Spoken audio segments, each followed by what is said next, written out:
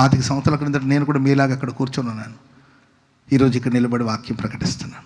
నేను కూడా 25 సంవత్సరాల క్రితం కూటాలకు వెళ్ళినప్పుడు నేను ఒక టీషర్ట్ వేసుకుని కర్ర పట్టుకుని అన్నయ్య ఇట్లండి అట్లండి అని అక్కడ కూర్చొని ఉండేవాడిని. ఈ 25 సంవత్సరాలు అక్కడున్న నేను ఈరోజు ఇక్కడికి వచ్చేసాను.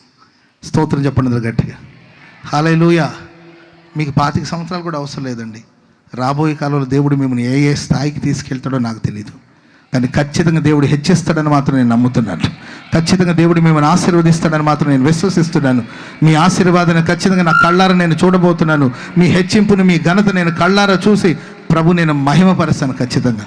హల్లెలూయా, హల్లెలూయా. లోకంలో అంటారు నీ అంతు చూస్తానంటారు. ఏం చూస్తారంటండి చెప్పరే? నీ అంతు చూస్తానంటారు. నేను మీ అంతు చూడండి, మీ గొప్పతనాన్ని నేను తప్పగా చూడబోతున్నానండి.